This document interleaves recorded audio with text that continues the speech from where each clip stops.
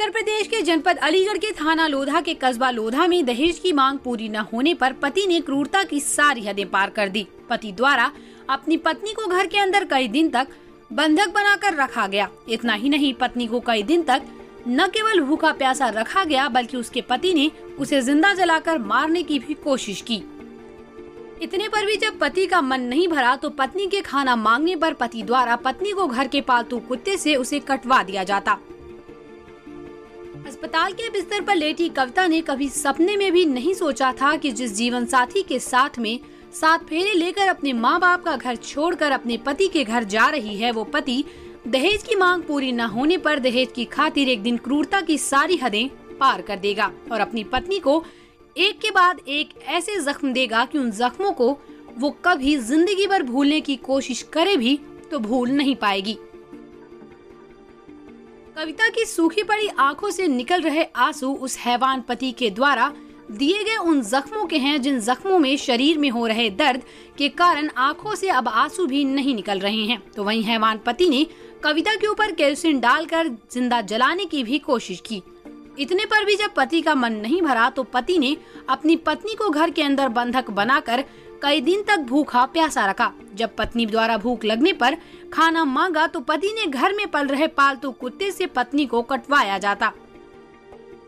दरअसल दिल्ली की ओल्ड सीमापुरी की रहने वाली बुजुर्ग महिला शारदा देवी ने बताया कि आज से करीब 3 साल पहले उन्होंने बेटी और दामाद की मौत के बाद अपनी नातिन कविता की शादी अलीगढ़ के थाना लोधा कस्बा के लोधा के रहने वाले दिनेश कुमार से कविता की शादी की। शारदा देवी का आरोप है कि शादी में दिए गए दहेज से दिनेश नाखुश था, जिसकी वजह से आए दिन उसका पति दिनेश अपनी पत्नी कविता से मारपीट व उसका मानसिक तौर पर उत्पीड़न भी करता था। इस दौरान कविता ने एक बेटे को जन्म दिया जिसकी बीमारी के चलते मौत हो गई। लेकिन दहेज में रुपयों की मांग पूरी न होने पर पिछले कई दिनों से कविता के साथ मारपीट कर रहा था। इतना ही नहीं, उसे मारने की खातिर उसे केरोसिन डालकर जिंदा जलाने का भी प्रयास कर चुका है। आग में झुलसा देने के बाद पिछले 1 सप्ताह से उसे कमरे में बंधक बनाकर भूखा प्यासा रखा जा रहा था। तो वहीं खाना मांगने पर घर के पालतू कुत्ते से उसे कटवाया जा रहा था।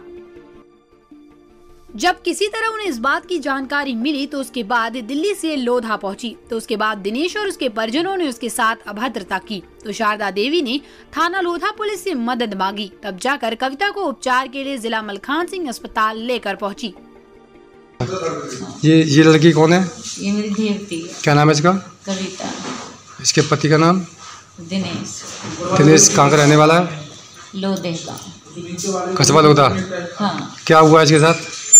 इसकी मारपीट करते हैं जी बहुत। इसके साथ मेरे से पैसे मांगते हैं कि कभी 20,000 दो, कभी इससे कहेंगे मोबाइल लेके आ बड़ा वाला।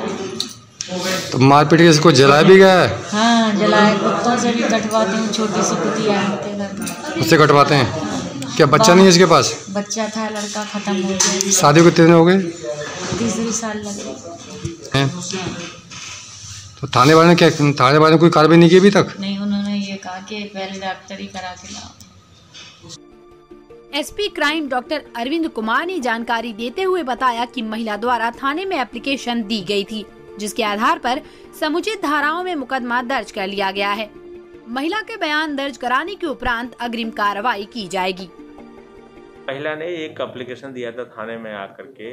उस एप्लीकेशन जो उन्होंने महिला ने दिया था उसके आधार पर उचित सेक्शन में अभियोग पंजीकृत कर लिया गया है। उसकी विस्तृत जांच की जा रही है। आज उनको शायद वो आई भी हैं।